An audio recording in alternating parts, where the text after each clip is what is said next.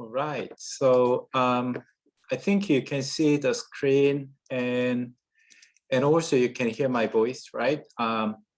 If anyone can check my voice is working. Okay, so someone already raised the hand. That's good, very quick response. Okay, so let's continue from the mutation, the session 3 and 1. So what we discussed last time, we briefly introduced the concept of mutation and over the history and how this term has been perceived in the biological research. And then we discussed about the differences between the views from the Mendelian and Darwinian people.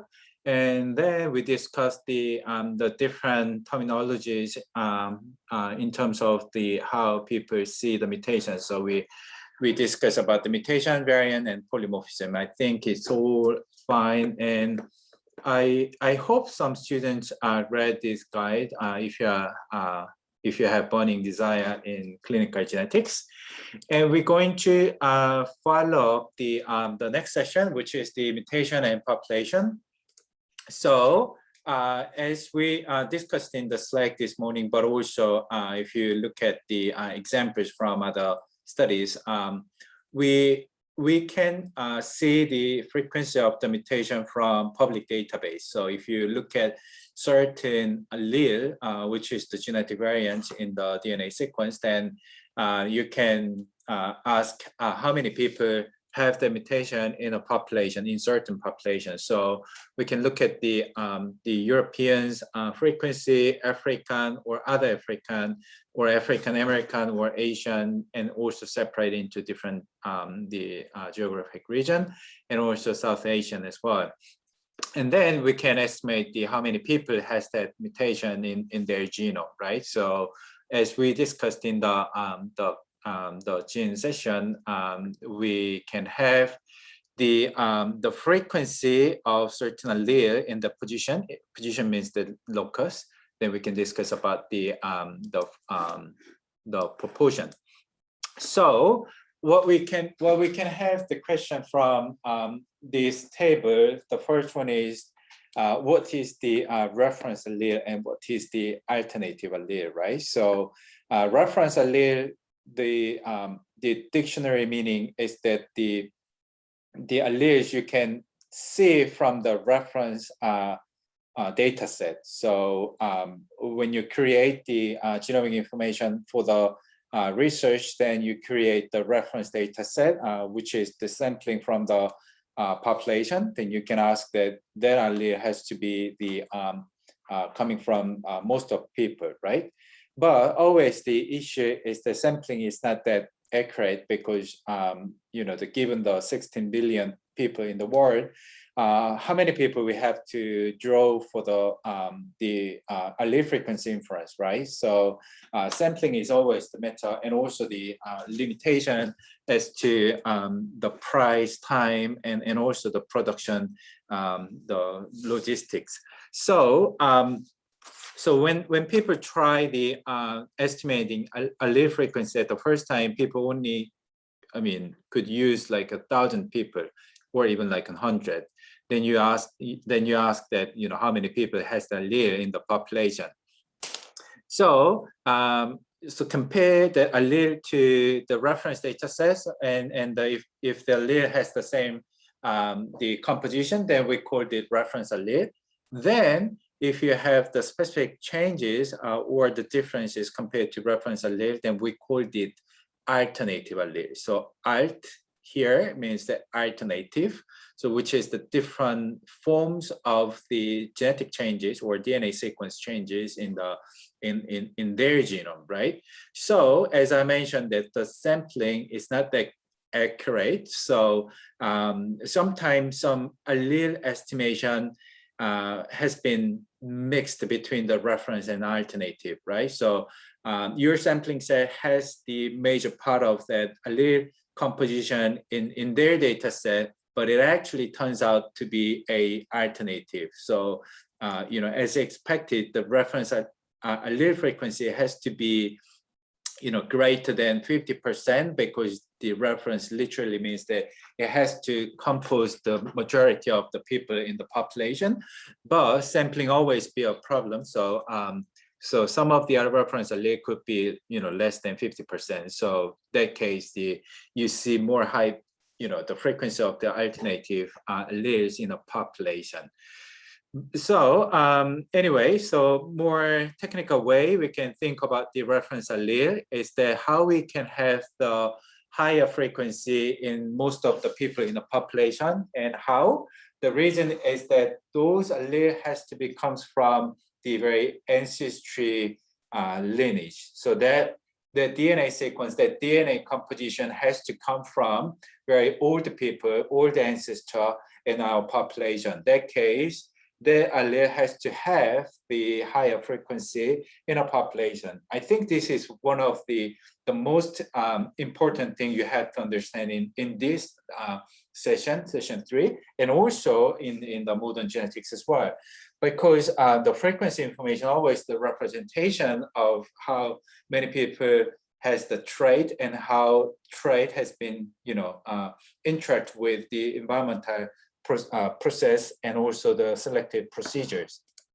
Okay, so one thing you have to keep in mind that is human, us, you and me, we all from the out of Africa, right? So in the old humans, they are actually migrate from the African continent, and then they spread out across all of the world, right? To Middle East, to Europe, to Asia, to South America, right? And also we learned from the the world history about whatever old people, they crossed the Bering area to to move to South America, and they native in that area. So the point is that in old days, about like 100,000 years ago, subset of small population migrate out of the Africa, and they move to the other places, and they grow rapidly, and they expanded their population size rapidly. So what that means that compared to African population, most of the non-African population has the way smaller genetic background, and also experience the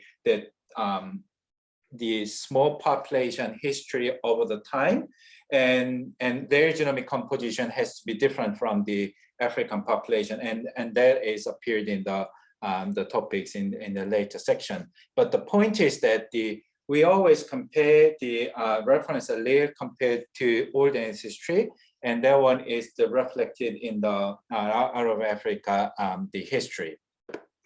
Okay, so so when we talk about the reference allele or the wild type sequence, that's literally the same meaning, right? So reference allele or wild type or the ancestral allele, they are quite similar meaning in terms of the genetic information. Then compared to reference allele or wild type allele, then we have the alternative format, which is the alternative allele we see in the database, and also we call the variant, right? So when you're talking about the variant frequency in a population, that is actually the characterize the population structure, like the diversity described earlier by Charles Darwin, right? And also given the history of the the human migration, then of course that each population has their own unique variant frequency in their population, right? And also this frequency of the variants has to be shaped uniquely by other factors like migration, genetic bottleneck, and all of these things like an interaction with the environment or adaptation. All of things is the shaping our trait and trait values, and also of course the variation and diversity in our population, right? So all of these the trait values, trait variation can be explained by the variant frequency, right? So if you think about the people living in the Nepal, right? So they live near the high mountain, so they are quite adapted to the high altitude because they have have to do that because that's why they can survive in that extreme environment. So their population has unique variant frequency in terms of the genes adapting in a high altitude situation. And likewise, we see sort of different, the examples across the, the world, and also that's why, the population in our the globe, they all have the different the variant frequency, and also in other words, in genetics, we call that population structure. Okay, so as we learned in the session 2, when we infer the impact of these factors, we can always use the simple model, which is the Hardy-Weinberg principle. And using the chi-square statistics, then we can estimate whether this variant has undergone the evolution process, like a migration or bottleneck process. Okay, so back to that wild type and variant. So wild type, or the reference allele or common allele, and these are the same meaning. And for many genes, there is a single prevailing allele, usually present in more than half of the individuals in the population. This is the expectation, right? And all of these, alleles actually come from the common ancestor, right, or the founding population. So these wild type alleles or common alleles or reference allele has to come from the few people in our the early history, right, common ancestor, right? So if you think about the migration, then you can probably expect that some of the people migrate to Europe, migrate to South Asia, migrate to North Asia, and they have a few people firstly move to that area, and those people is like a seeding of the variant frequency in the population, and this is why we have different composition to the people.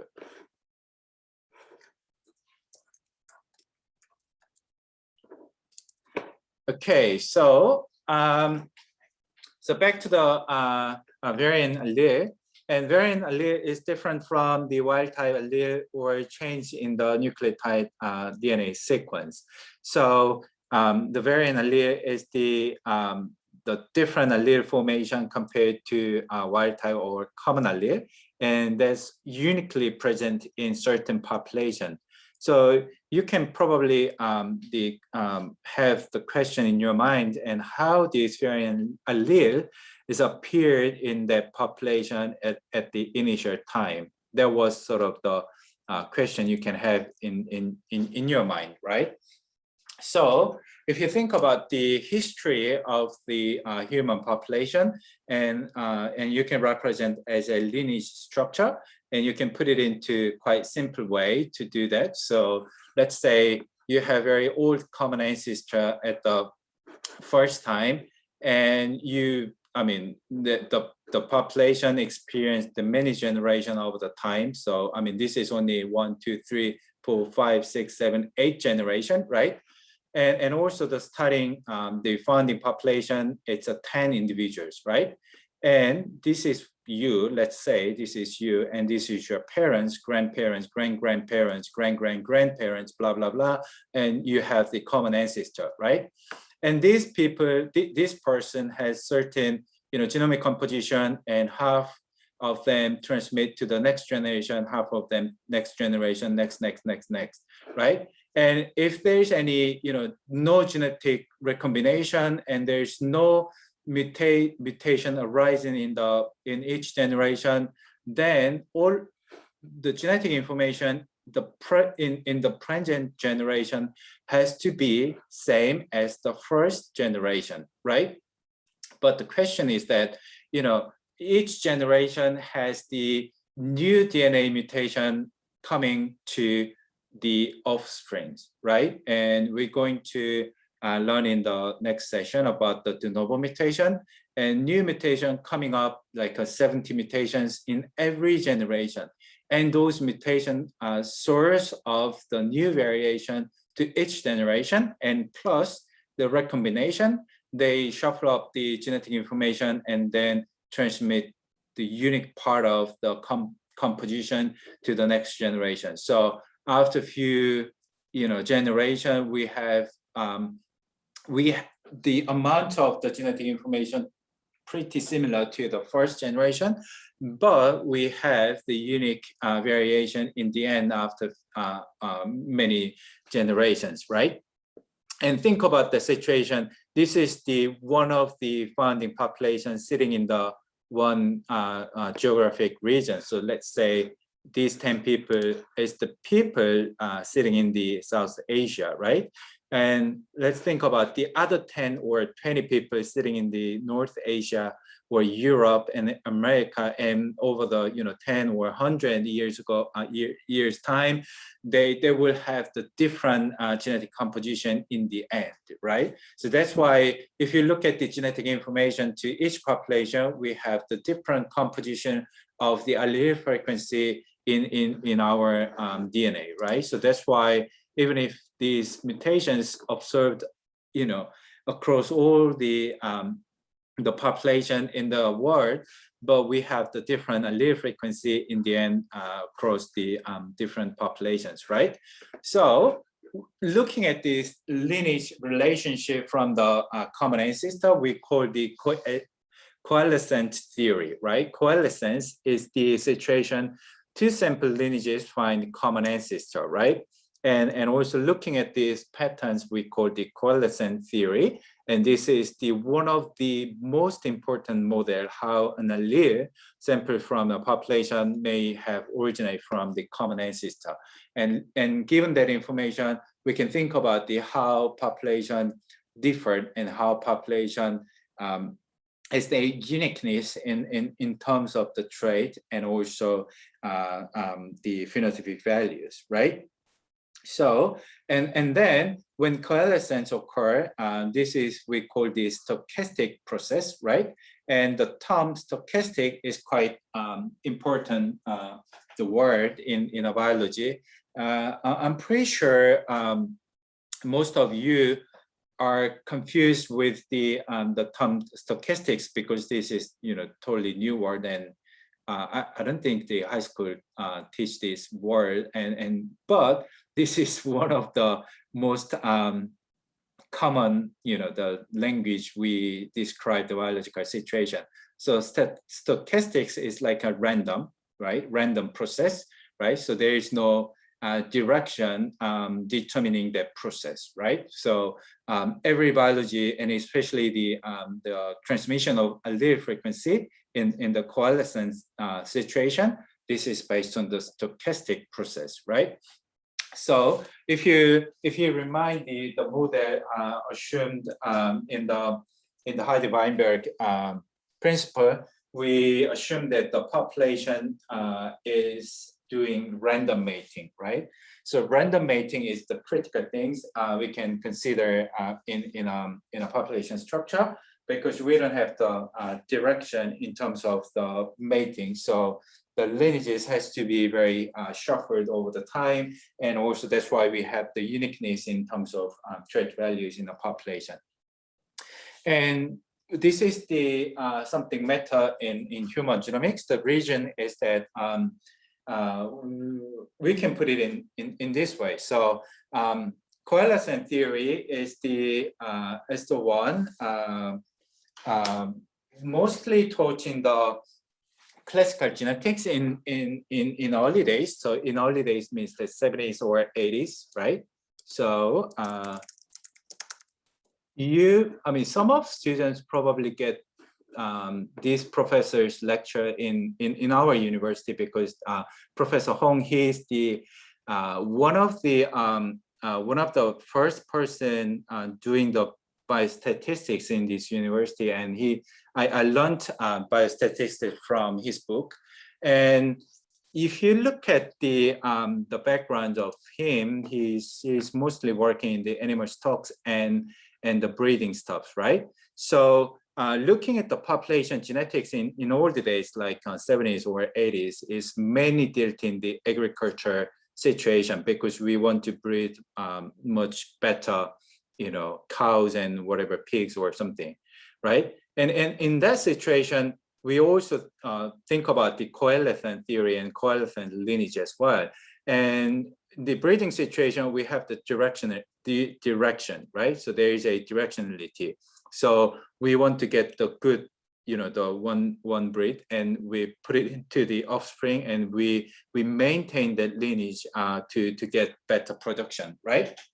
But humans are different, right? We have free will, so we want to marry with someone whatever we want, right? Whatever that's the background, right? So of course we have sort of the direction in terms of the mating, like a socially or economical status. So we do sort of the assortative mating, which is you mate with the similar background in terms of the economical situation, whatever scholarship, something. But in general, humans has the capacity to do the random mating. So when we're talking about the coalescent theory, in terms of the human genetics, we has to assume that we are on the stochastics process rather than the non-random mating situation, right? So that's one thing, and that's why the human genetics, in terms of the studying disease or disorders, is much harder than what we have done in the animal genetics, right? So there is a sort of different notions in terms of describing that the population genetics in the and also large scale genomics in the animal stuffs and the human genetics. That's one notion. And but anyway, so the coalescent theory, you have to keep in mind that this is the way you keep thinking about how the alleles in modern humans are related to the ancestral situation, right? And how these alleles has been interacted with the evolutionary process and selective process, right? Okay, so how we can find that variant alleles in our genome? Of course, now we have the genomic sequence, right? So once you do, you give your blood samples, then put it into the machine, then the machine transfer that blood information into the DNA sequence. So we can basically read the DNA sequence of your genome and put it into this like a textbook text file, right? So like this way, then you compare this text information to the reference genome, then you can identify which part has the variant allele, right? So think about the situation. So we learned about the Mendelian genetics over the many years of your education, and we learned about your allele is like a large A, small a, large small something, right? Or AB something. But in reality, your Mendelian alleles, it looks like this, right? So most of the DNA sequence are identical to others, your friends, your mates, your parents, and other the people in population. But some of the DNA sequence, like in here, we have the different composition. And because of this different, the composition, you have uniqueness, right? I mean, that's the best way of the geneticist saying, right? So, I mean, of course, we're going to learn about how to read this information, how to generate this information from the sequencing data. We're going to discuss this in the session 4, and also how the data is formed in the modern technology. Okay, so reading the genetic information, genomic sequence, or find the genetic variant is getting easier and easier, and also the powerful way too. So this is the one of well-known representation of how we can easily access to the genomic information. So in early 2000, we could only have one person's genome, and that takes like 10 years of time, right? And that was the first human genome information in 2001. Then after a few years, we have the better technology, and nowadays we can have like an, this is old figure, so we probably sum in here. So we can have like an exabyte data generation per day, right? So this is the amazing things, right? So I think I chop in this field around this time, 2011 and 12, and actually 2010. And at the time, I used this machine, which is the Lumina HiSeq 2000. And that time, we could generate like 100 terabytes DNA information from 30 people in a one machine, right? So I did my study in Australia, and we had 2 machines in that country. And Korea has like an 8 machine at the time. Now Korea has like a 200, 300 something. And China at the time has like a 400 machine at the time. And I think more than that these days. And I mean, these days the number of machine is not matter anymore. So we could generate as possible as we can, and as many as we can. And the data generation is almost like full capacity. And this is a time of how we analyze the data set, how we interpret the data set as well. So I think I introduced someday in another lecture. Yeah, so I think you probably see this news. This is one of the I think this is one of the biggest news in the in our country, and this is about the scheme we call the My Healthway platform. That means that when you go to clinic, when you go to hospital, the hospital or the clinicians, they store your medical information into the database, right? And people cannot see the database without the permission, right? But these days you can own your data set. So because we update our registration and we update our policy, and everyone can access to their own health data set, right? And this is the government business on that, so called My Healthway. And this definitely initiate the healthcare industry in our country, and I mean open up the information and all of the new whatever the big data stuffs in healthcare is finally no boundary in limit your business, right? So these things is initiate, and then this data set is fully available around 2023. It's 2 or 3 years later, right? So this is the entire platform finished in 2022. So I mean, if you're clever enough, and if you are if you bright eyes, you probably get into that business field after your graduation. And again, this is not just about the health information. This is, of course, the genomic information, put it into this area too. So not just the whatever your health condition, it's all about your like a life log or genomic information as well. I'm also one of the people consulting this business, and I mean, there's no doubt on we have to use the genomic information in our future days, and that future is coming really soon, right? Okay, so that's why you have the better interpretation on how we see genetic information in modern days, right? So that's why I keep explaining sort of boring whatever the allele stuff or the history things. Otherwise you're probably going to quite mere way to whatever we can do, deep learning or blockchain things that can solve everything for your genetic diagnosis or something. But there's no way we can do that without understanding the genetic model. So please be on your preparation, and you probably get the better opportunity to be in that business. Okay, Okay, so let's move on to the next session, which is the genomic study of the population structure. So I'm going to introduce few, the well-known examples in our field. So the first effort people did in early days was the HEMMAP project and 1000 Genome Project.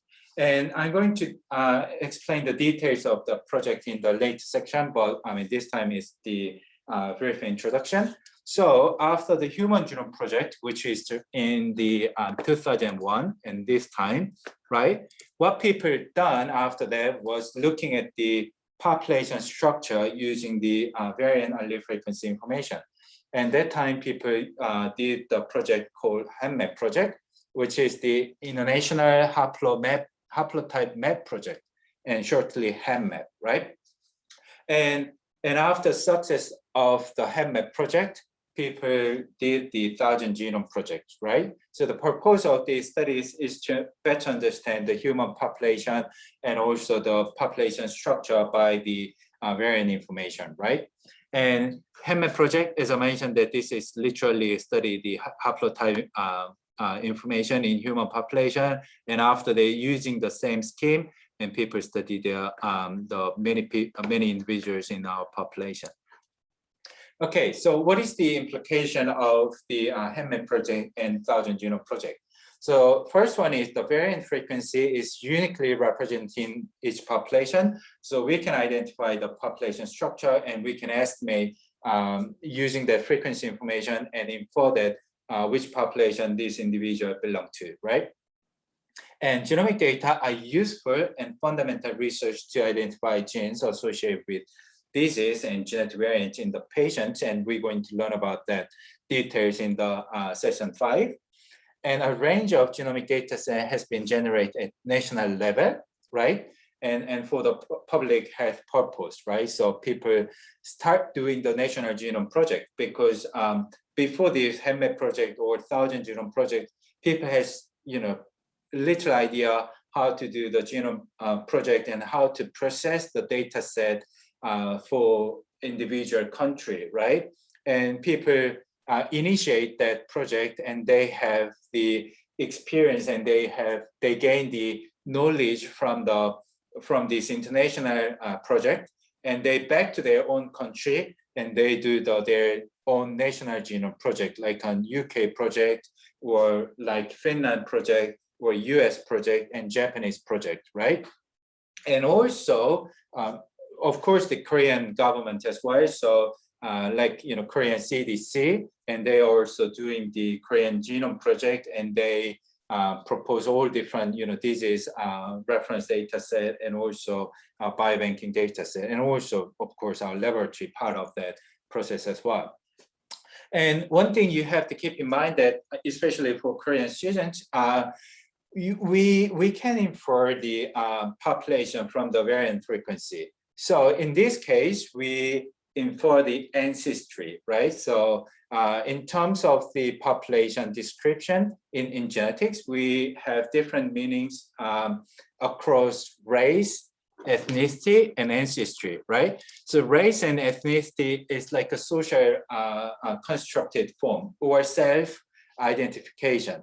Ancestry is something we can estimate from the genetic information. So ancestry is much accurate information representing the covalent lineage, right? But race and ethnicity is the information participant they address themselves, right?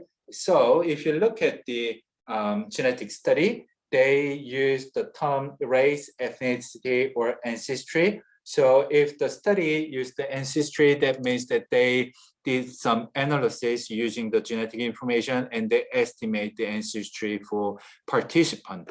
But race or ethnicity is the one people get that information from the self-questionnaire or participants' response, right? So why I mentioned this for the Korean students, because in Korea, we don't have the proper word to distinguish them, right? So race, ethnicity, or ancestry or population, they actually translated into the same words. But we have to keep in mind that all of these four things is quite different and also used in the different situation. I felt quite pity when I did the English lecture in this university, because I mean university forced professors to do the English lecture, but this case we cannot deal with the the Korean context of certain topics. I mean, for me myself, I think this is quite critical things in genetic studies for Korean students. The reason is that whenever I have documentation or preparing some government the research, we have to choose very accurate word to be the good research, right? But whenever I wrote the meaning of the population in genetic research, I mean, there's no way I can distinguish between the race, ethnicity, ancestry, and they just put in the population. I think this is the really bad direction in terms of how Korean people perceive the international people in our society, right? So I don't know. I mean, if I deliver this in the the English lecture, I mean, of course, it's distinguished by the languages, but for Korean stuff, then we have to deal with that issue someday. So I mean, if you are really they care about the health policy or whatever the biomedical science policy stuff, then this is something you can bring into the debate, and we have to improve our the language and background. Okay, so that's the one. Okay, so I covered that. Okay, and another project is the DECODE project, and this is the National Genome Project, and this is the based in Iceland, right? So I mean, if someone asks me, which country is the best for the genomic research, some people answer that US, some people answer that China, some people answer that UK, but actually the best genetic research country in the world is Iceland. So DECODE project is founded in 1996 by Kari Stefansson, one of the greatest geneticists in the world. And Kari Stefansson, he aims to study population properties in genomic research and identify the variation and all genetic mechanisms in our genome, right? And they of course they try to do the better intervention way for many diseases as well. So how Kari ends up in that idea was that Iceland has the deep research of the family history and records, and they can use that information into the genetic research. So they have amazing research for the family information, and all of that information kept during the time of their settlement, right? So they migrate from the Scandinavian to Iceland place, and they record everything over the 400 years. And this is one of the way they can do, they can start their genetic research, and they, Kari Stefansson and DECODE, they computerize that information, genealogy information, and into the database in 1997, right? And after that, they get the genomic technology, and they generate the genomic information, and they've done lots of the many leading genetic research in our history. So one of the things is the high resolution of recombination map of the human genome, and that's published in 2002. This is the like 20 years ago. It's one of the advanced research in that time. And I mean, not just Kari did one thing. There is another person. He's like an unsung hero. His name is Augustine Kong. I think he is the Hong Kong immigrant to Iceland. He is the mathematician, and he's the amazing theologist and the mathematical theory and also the statistical concept, and he conquered many the agendas happening in the human genetics. And again, they also done the first research of the de novo mutation patterns in the human, of course, using the Iceland data set as well. So over the 20 years, they collecting all of that information for the Iceland population. And of course, I mean, I only introduced the two research in here, but they've done amazing things. I mean, I could count all of that. And they deal with all nice, genetic information. I always excited with reading their stuff. And after that, recently the Deco Genetics has been merged to the company called Amgen. So they now are part of the Amgen the company. So Amgen is one of the largest pharmaceutical company. It's like a Pfizer or a Genentech, and one of the famous things, like they paid like on 200K for their salary. And Amgen is one of the leading company to do the human genomics, and Decode is part of that, and they doing some the genomic stuff with the other people. Okay, and that was one thing, and then another nice examples of National Genome Project is the UK Biobank. And UK Biobank is, of course, from the UK, United Kingdom. And they, of course, the same notion about they want to understand the genomic architecture and the population architecture from the genomic data set. And they're looking for the better way of the public health and also the better approach for the public health research as well. And UK Biobank recently released to the public in 2018. And of course, UK Biobank has countless research papers from their data set. And this is open to all researchers in the world, and it's free. And they provide amazing data set, and this is the one of the great leap up in the human history. And based on that information, we could think about the better idea about human genetics in our days, right? But this is released in 2018, but it actually originate from like a mid 2000. So from the 2006, they design the study and they initiate the study from that time. So it's one of the examples we can introduce the National Genome Project. And another great National Genome Project, I mean, I can pick up these days, is the Finland project. So we call it FinGen, right? So FinGen project is aimed to collect the biological samples from 5,000 participants in Finland over 6 years and improve the health through the genetic research, right? Why Finland care about this? The reason is that Finland is located in Europe, but they have very unique demographic composition, and also they have very unique the migration history and genetic bottleneck in their country. So if you look at the genomic data set of the Finland people, they're quite different from other Europeans, right? So in other words, we could say that they have very unique genomic compositions, and that unique genomic compositions is influencing on their disease status, right? So in terms of the public health purpose, they start doing some large-scale genomic studies, and they want to understand better idea about how this is coming up in their population, right?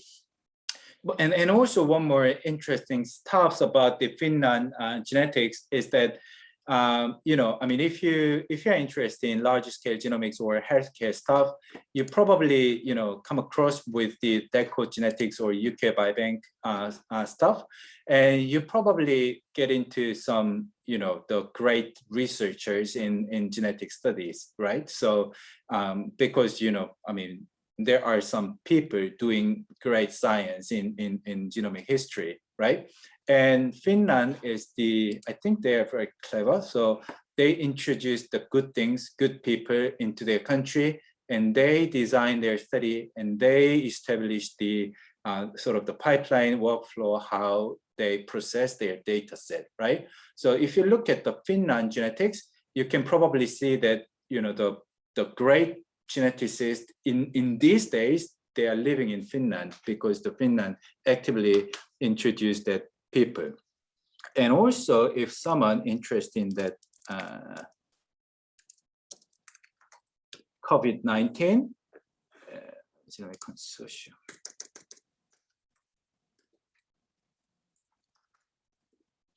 yeah, so COVID-19 is that one. This is from, I think this is from UK. I don't think they've done lots of things. COVID-19.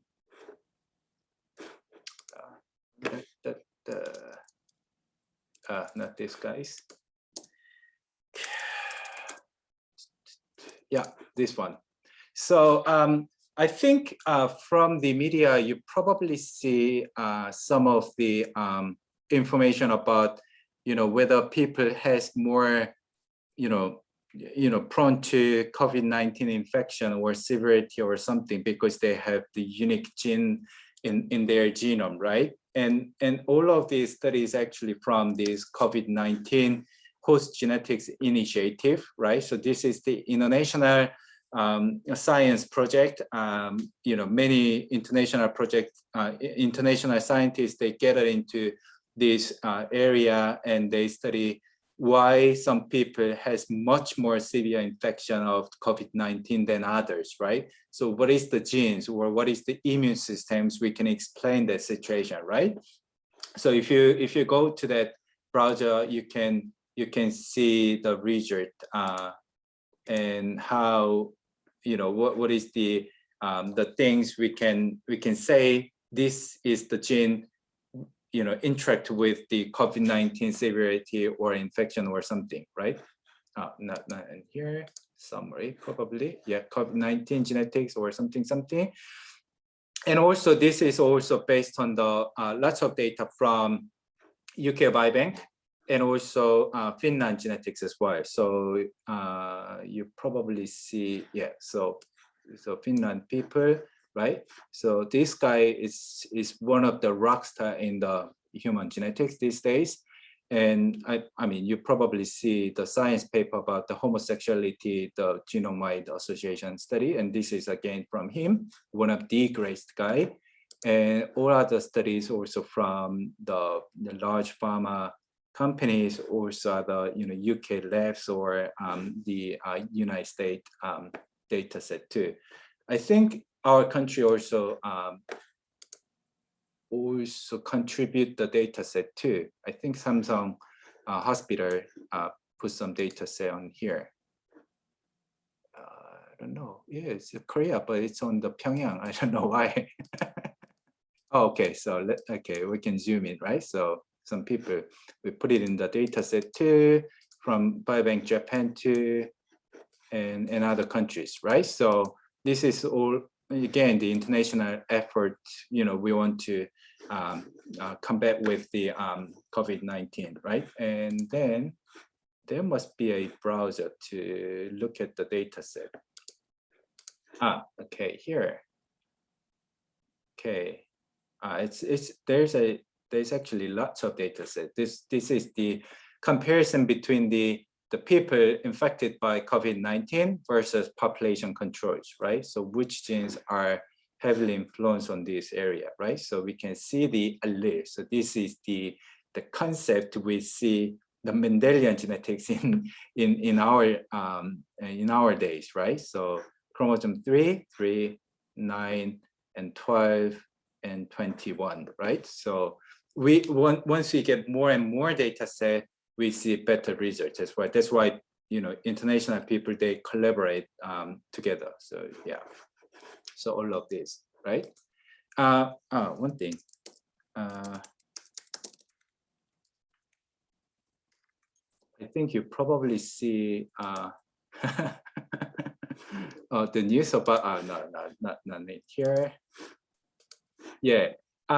This is one of the news from NBC about the corona, and this is about the blood type A is much severe in COVID-19. And this reporter, he get some ideas about the genetic research from me. I thought it's quite stupid. The reason is that they wrote the report based on this COVID-19 information, right?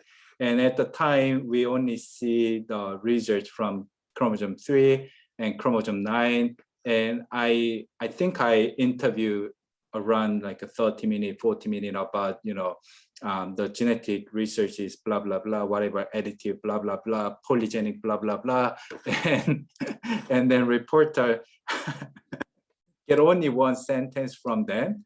Yeah, and whatever, I mean, everyone can say this sentence, right? I mean, I don't know, the media is quite clever enough, right? So, I mean, if the person has better idea about the genetics, I mean, definitely this news has better contents in the in their reporting, but certainly not, right? So, okay, so here we can also see, whatever the hospitalized COVID-19 patients versus non-hospitalized COVID-19 person, right? So this is, again, we all see the data set from here, right? So this is, in this case, we only have the chromosome 3. So I basically did the interview based on this research, but at the time, the research has the chromosome 3 and chromosome 9, and chromosome 3 about the immune gene. It was the cytokine gene, and chromosome 9 is about ABO blood type.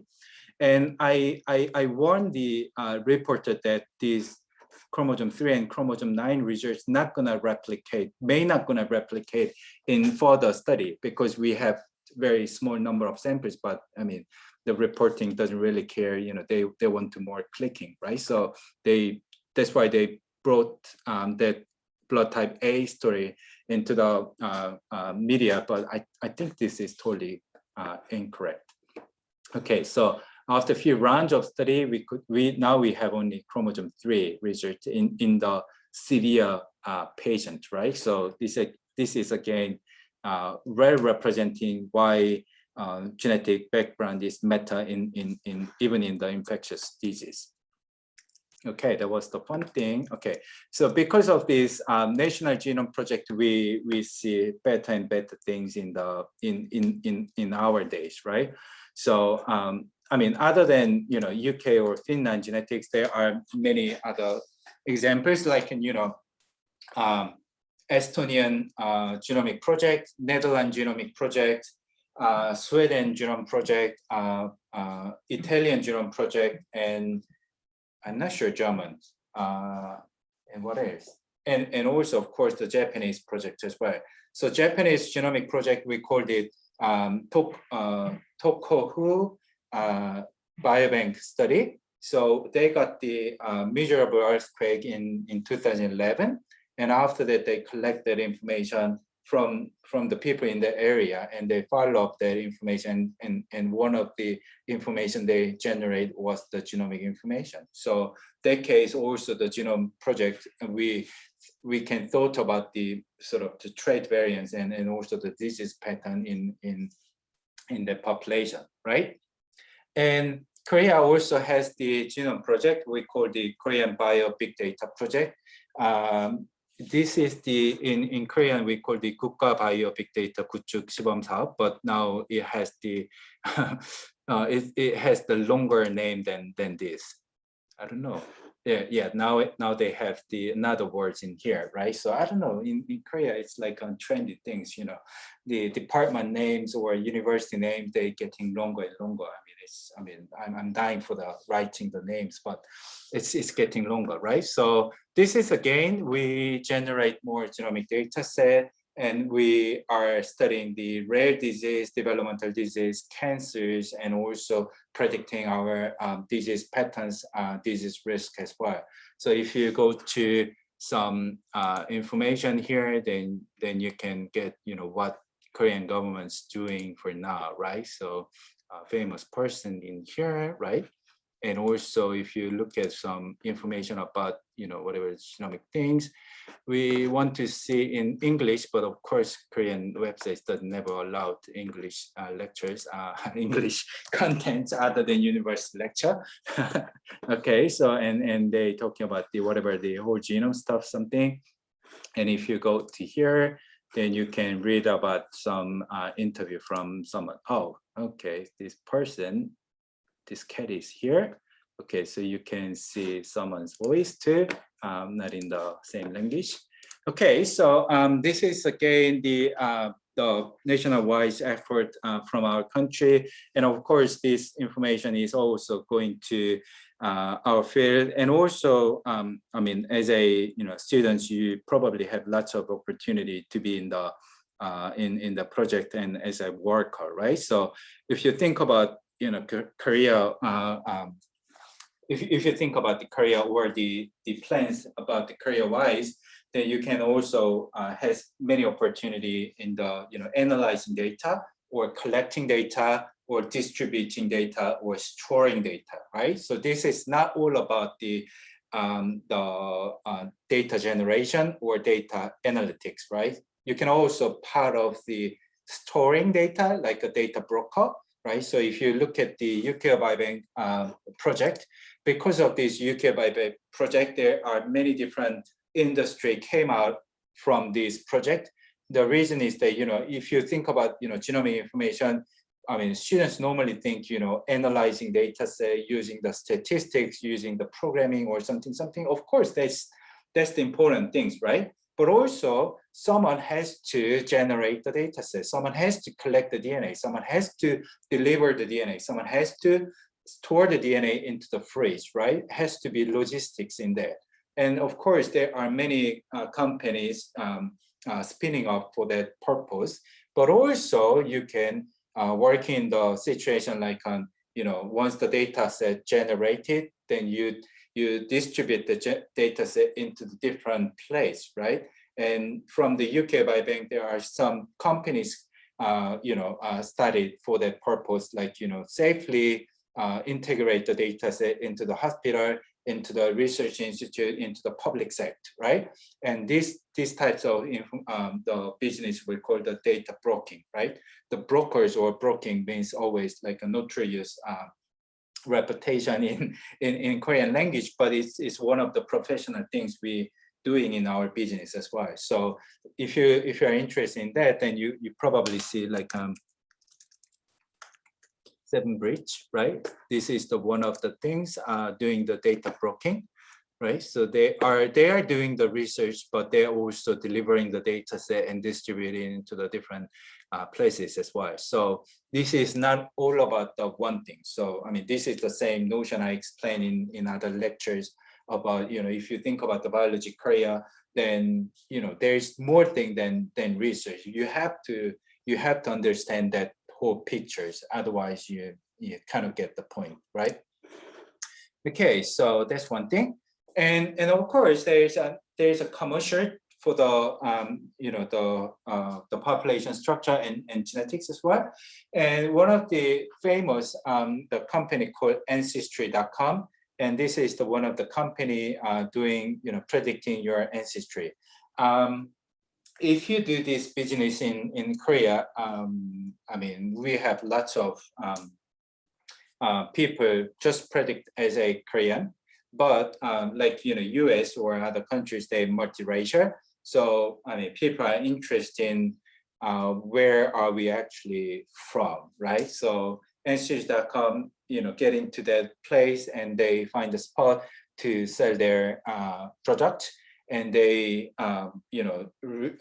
they do some research on I mean, which area people live, and also where they're mostly from, right? And that was one of their the marketing features in the time. I don't know Ancestry.com doing for what these days, but I mean, this is one of the commercial. But and as I mentioned, that I mean, if the genomic information generate more and more and utilized more, then of course there are some companies doing some predictions of the disease risk, or the risk has to be calculated in the the insurance company develop the project development or blah blah blah. So there are many things you can apply that concept to the different business sectors, right? So I mean that's the one thing you can check up and follow up the idea. Okay, so we learned about this the very brief overview of the mutations and how we see the population structure using the mutation information and variant frequency. So hope you enjoy the this session, and we still have the time, so we can move on to the mutation classification. So this is a session 3 and 2. And before we start up this session, I mean, if you have a question, you can always I mean leave the Zoom chat. Then I can check afterwards, and we can discuss that. So if you have a question, yeah, it's always welcome.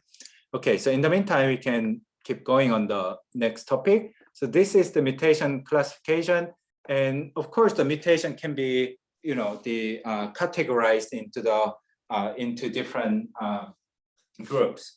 So we can categorize by, or we can classify by certain criteria. So we have 4 criteria. So one is the size, and second is the frequency and consequence and the transmission. So we are looking at each classification in the topics, right?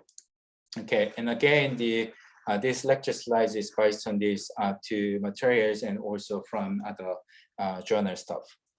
Okay, so genetic variants by size. So how big they are. Okay, so genomic variation classified by size. So we can basically put it into 3 different stuffs. So first one is the SNV, which is the single nucleotide variant. And the second one is the indel, which is the insertion and deletion. And the third one is structural variation, which is the, we call it SV. So single nucleotide variants is change at a single nucleotide. So change at single locus, right? And insertion and deletion is the changes of 1 to 1,000 nucleotides, and size is basically range between 1 to 1,000 base pair, right? But in this definition, it's bit not very definite. So I explain why later. And the third classification is the structural variation. This is the change greater than 1,000 base pair, right? Okay, so let's look at the SNV. So single nucleotide variant is a substitution of one or another base pair at a particular location in the genome.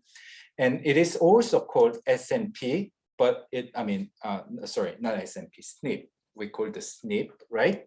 And this is the single nucleotide polymorphism. So it's basically the same words in here, but different on here, right? So in traditionally we call the SNPs, and SNP is much more, the well-known terminology. But again, polymorphism is not the broad concept of the variant. So that's why we call the genetic variant. And in that sense, SNV is much more accurate and much more broader terminology to describe the situation. Okay, and also some papers or some the old stuffs, they also call this point mutation, right? So if you are working with some professors in the mice genetics or something who is not really updated to the recent genetics, they sometimes call it point mutation, and point literally the single locus, right? Okay, so how many SNVs in our genome? We have about 3 million SNVs in our DNA, right? And these numbers is more, it's much higher in African population. The reason is that they have large population than us, right? So they have much more diversity in their genome, right? And also, this SNV has different composition, but of course, in there's an SVs too. So that's why we have the variability in our trait, right? And also, this is the way we dealt in the polygenic model. And then the ratio of the heterozygous and homozygous SNV is 2:1 ratio. So about 60% of our SNVs are heterozygous, right? But again, the homozygous is collected in certain areas. So we're going to learn in the next sessions as well. Okay, and the next step is the indel. Indel is the changes between the 1 to 1,000 base pair in our genome. But the problem is the size definition of the indels are a bit varying. So some people say indels is less than 50 base pair. Some people say, others say indels is less than 100 base pair, or some people said the indels are less than 1,000 base pair. The reason is that, identify the indels with the 300 to 1,000 base pair is really challenging at this stage by current technology, genomic technology. The reason is that there are many repeats and virus mediated the repeat sequence, which is the same DNA sequence that's forming like a 300 and 1,000 base pair in our genome. And that area is hard to detect by the current technology. So when you study indels, we normally call, less than 100 base pair. But this is the bit different definition by the scientists as well. So some people say 50 or 100. But anyway, it's greater than 1 base pair changes, and this is the shorter than structural variation. Okay, so how many indels in our genome? We have about 300K to 600K, and again, more indels found in the African population. So indels has less number than SNV. The reason is that, as expected, the indels has the large size. So large size means that it could have the large phenotypic effect than small one, right? The SNVs. So in other words, there has to be much more selective pressure from the indels compared to SNVs. So that's why small number of indels kept in our genome, right? So if you look at here, this is one of the examples, right? So if you compare, so let's look at the SNVs first. If you look at the SNV or SNP, then this is the allele 1, allele 2, and because we have the 2 chromosome, right? And you have the T allele, which is the same as the reference sequence, but different chromosome, we have the C DNA sequence in there. And this is the, we call the variant allele or alternative allele, right? And this is the C, and this is the heterozygous SNP, right? So not the same one. Okay, so if you look at the indel, then here has the G, but this is not SNP. The reason is that it has to be, the T in here, and this is the swept toward the right, right? So G, same, T, A, C, T, C, A, same, but G is suddenly inserted in that position, and this forming the insertion. And this is again the heterozygous insertion. And then the deletion is that the one strand has the reference sequence, but this position doesn't have the T sequences, 2 T's here. So 2 T's are deleted. So we can say this is the deletion, right? So indels has the insertion and deletion both, right?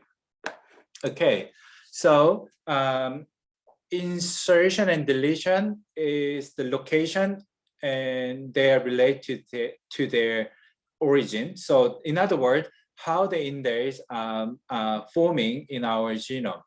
Indels actually mostly sourced from the repeat sequence. So repeat sequence means that if you look at the DNA sequence, here it has quite unique, right? AGGTAACTC, right? So this is like a unique composition. But some of the positions like this repeat sequence, which is the same DNA sequence like a TTTT, or sometimes this T runs in like 100,000 base pairs, or 1,000 base pairs T, or 1,000 base pairs A, or 1,000 base pairs C, or something, right? So that case we call the repeat, right? And also some of the repeat looks like an ATT repeats, like an ATT, ATT something, or AGG something, or some of whatever the the 3 or 4 or 5 or 6 the DNA sequences, they repeated over many times, right? So why we have so many repeat sequences in our genome? The reason is that human actually has many repeats because human evolution, during the evolution, we take lots of the virus sequence from environment, right? And that one is integrate our genome and that is delivered to the next generation.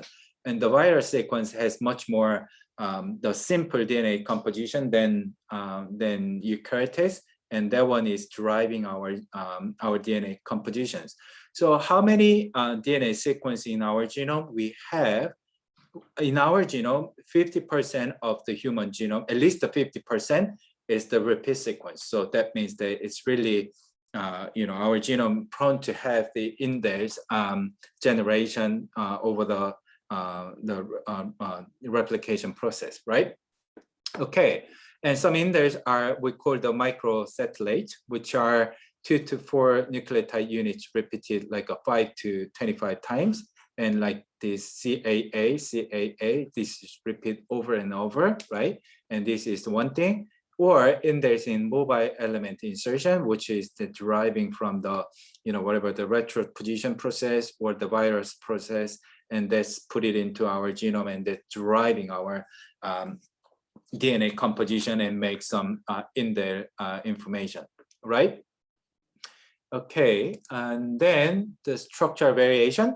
So structure variation is the change greater than 1,000 base pair.